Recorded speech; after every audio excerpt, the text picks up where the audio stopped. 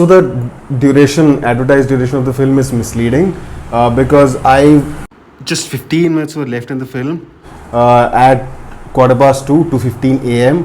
So the movie should have ended by 2:30 a.m. without rewinds, without pauses.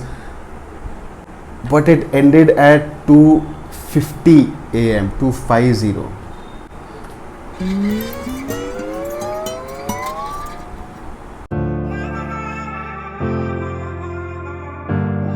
What's up, LeisureMartians? This is Rohit Raina. Welcome back to my channel. So yeah, I am reviewing the 2022 film Sita Ramam, starring Dulquer Salmaan, Mrunal Thakur, Rashmika Mandanna in the top billed actors in this film. Before I tell you my verdict, let's read the synopsis. An orphan soldier, Lieutenant Ram's life changes after he gets a letter from a girl named Sita. He meets her and love blossoms between them. When he comes back to his camp in Kashmir after he gets caught in jail, he sends a letter to Sita which might or might not reach her. That's in the film. So yeah, that's pretty much it. I think that's it reveals a bit too much about the film, but also does not. It holds back a lot. So yeah, that's what the film is. I have like with Vikram Vedha, I have conflicting thoughts here. I enjoyed the film for what it was, but I also did not like it because to sum it up,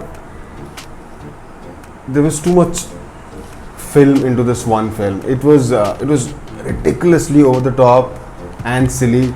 There are things in the film that do not make sense. That is just downright silly, and it's not because the movie wants to be that silly film.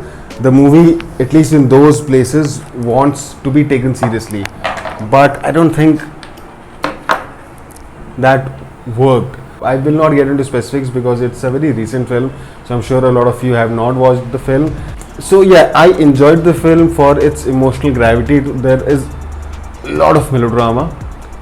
There is over the top dialogues, over the top situations in the film that throw you off, that are very distracting. But then the production design is wonderful. It's beautiful. The movie looks stunning, whether it's the interior shots or whether it's the Kashmir shots.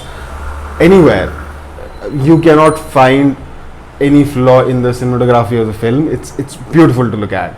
There are very simple scenes, heroine standing in front of a mirror, but so much thought has gone into designing those scenes. The mirror, the paint on the wall, and everything is just pitch perfect when it comes to visuals. I like the aesthetics more than I like them in Sanjay Leela Bhansali films, because those look very artificial. The aesthetics in this film, the visuals in this film were grand, but they were also beautiful. They were grand, but they were realistic.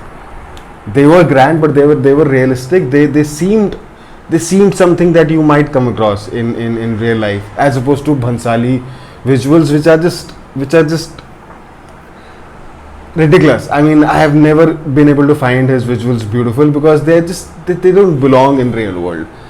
As opposed to that, the visuals here were just pitch perfect. I liked some twists in the pre-climax, in the climax. I was on board with them, even though they were a tad bit overrated, but that's okay because I was already adjusted. My mind was already adjusted that like this is the film that I'm watching, and it's okay if there is this twist.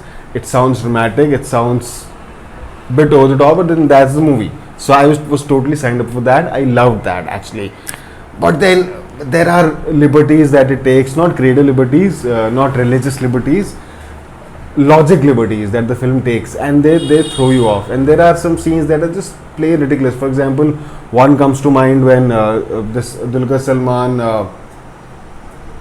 when some Muslims in Kashmir, they are burning down the houses of Hindus, Pandits, and then there is a scene they are burning down that cave sort of a thing, this underground settlement where everybody was hidden or was hiding, and then Dulquer Salmaan snatches a man and then pushes him down on the bed, and I don't know what he does. There is a torch in his hand, and then he threatens everybody that I'll burn this man down.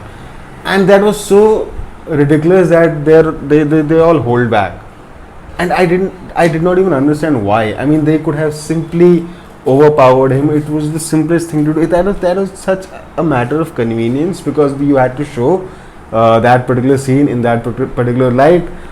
You did not even try to make it look realistic, make it look compelling. It was a really stupid sequence, and the film is filled with such scenes, such small bits.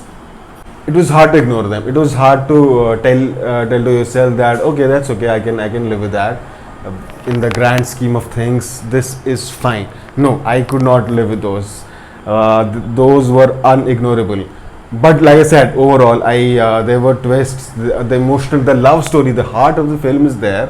I like the heart of the film. I was invested in these characters. I wanted them to be together. I think probably, shayad, yes, I did. I wanted that letter to reach Sita Raman, to Sita. The performances, of course, the performances by Dulquer Salmaan is good. Nothing great. I don't think I have turned into his fan after this performance, but it was good. It was adequate enough. Mrunal Thakur, because I watched this film in its original language, so Mrunal's, that was not her voice, that was all dubbing. Every single word she uttered, that was dubbed by a female voiceover artist. So I cannot judge her performance that ways, because then you in order to judge an actor, their performance in a film, you need to hear their voice, you need to know their voice acting. But then whatever she expressed through her eyes, through her face, she was there. I have seen her work before. She's a good actor, and I thought this was still a really good performance based on how much I could gather from just her expressions and her eyes. And of course, she looked stunning. She looked breathtakingly beautiful. It was like anybody could have fallen for her in a jiffy.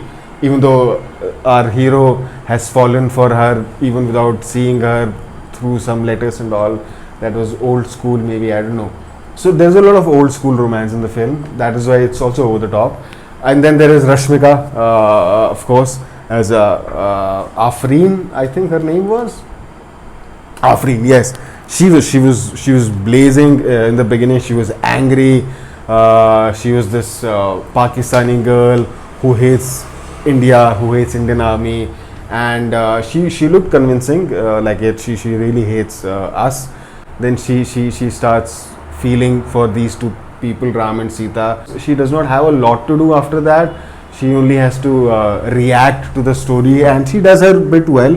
She reacts based on how the story is being told, how sad the story is, how thrilling the story is sometimes. Wherever she was given enough scope to act, I think she did her part really well. And the rest of the actors, I'm not sure I can say the same about them. Who was playing? There was somebody who was the guy who finally shoots himself in the head. That actor, he was bad. He was Vishnu Sharma. Yes, Sumant. I think Sumant was. That was just bad acting from start to end. Whenever he was on screen, especially when he was, if he was just silent, I thought his facial expressions were fine, but when he uttered his dialogues, he just ruined it. So yeah, those were the performances. Overall, I think I would rate the film 6 out of 10, probably. And I think I'm being generous enough if I rate it 6. I don't want to rate it under 6 because that would be harsh. Or maybe I should 5.7 out of 10. Maybe, yeah. Enjoyable. Can I recommend it? I don't know. It totally depends on your taste. If you like these kind of over the top, ridiculous, silly films that have a heart. So yeah, that's it. Let me know what you think of the film. What do you think of the review? And yeah, let's have some discussion in the comment section. Thank you.